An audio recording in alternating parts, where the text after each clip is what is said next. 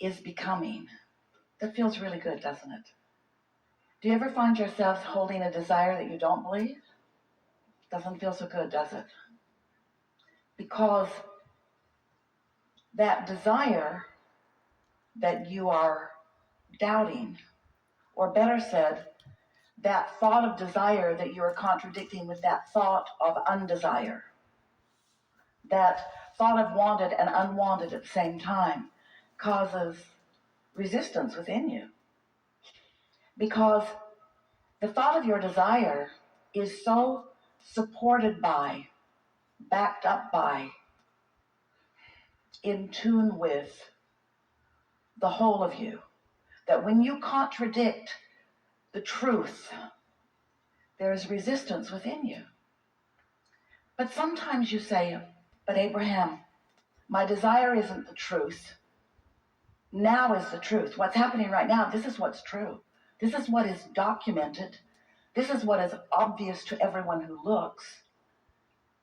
And we say, you're talking about the manifestation that has happened so far that is far from the whole or the truth of who you are or what you are creating. You can't take score so soon that you come to the conclusion that your desire is not because it is not yet, or because it is not seen completely by you. Humans want truth to be what they can see right now, and hear right now, and taste and touch and smell. You want what you call truth to be fully manifested, fully developed, out there in the open where you and everyone else can see it. And we say, oh, that's coming, but you can't let only what is now manifested be the truth that you decide, because in doing so, you hold a vibration that does not allow the true vibrational version of who you are to come into the light, to come into actual beingness.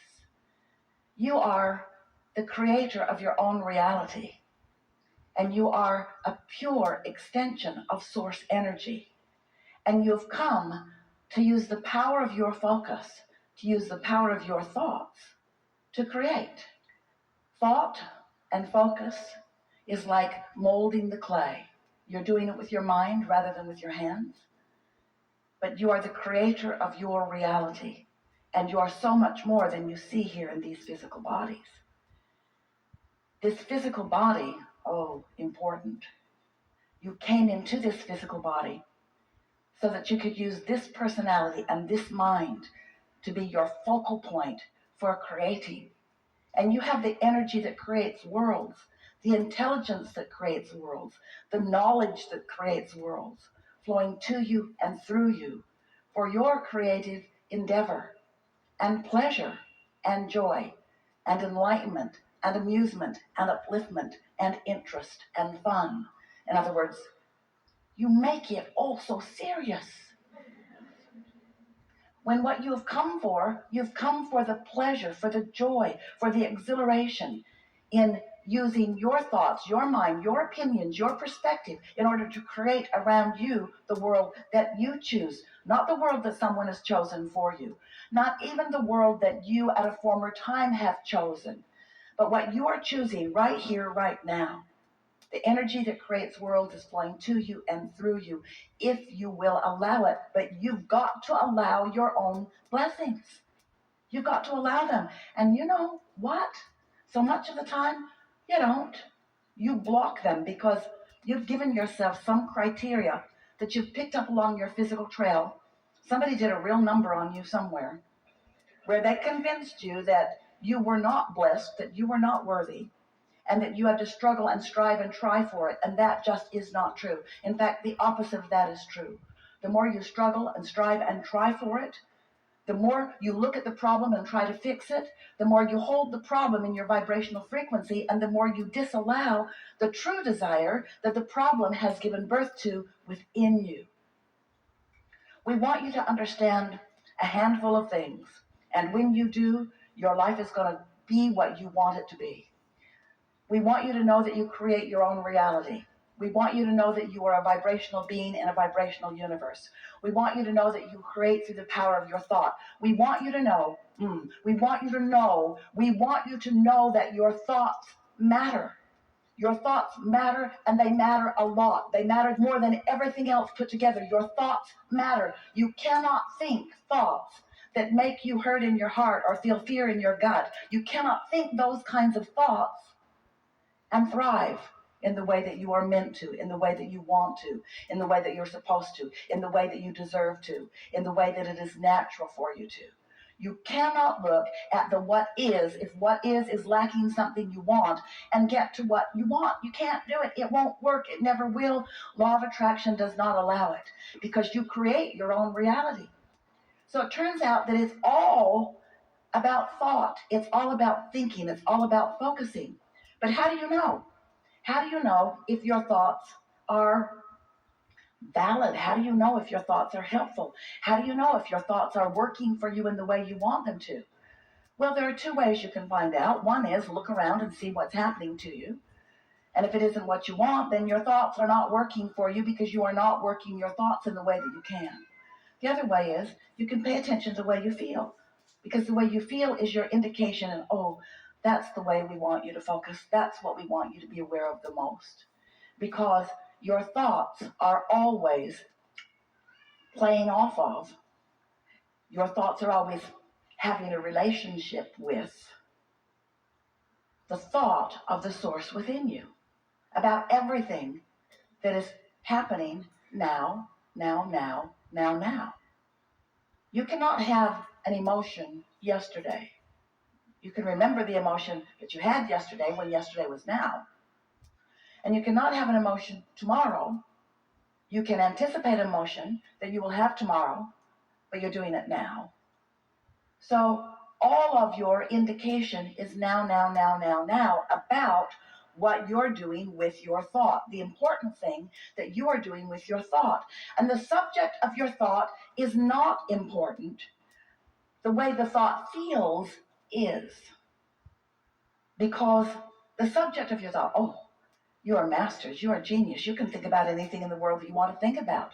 And source energy will flow toward it and carve out a relationship with that subject and you for your delight, for your pleasure, for your edification, for your expansion, for your enlightenment. In other words, this is a cooperative universe, and you matter a lot here.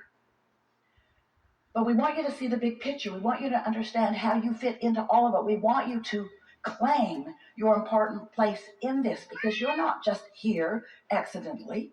You're here purposefully, deliberately here. And you're not here insignificantly. You're here importantly and significantly. You matter to all that is.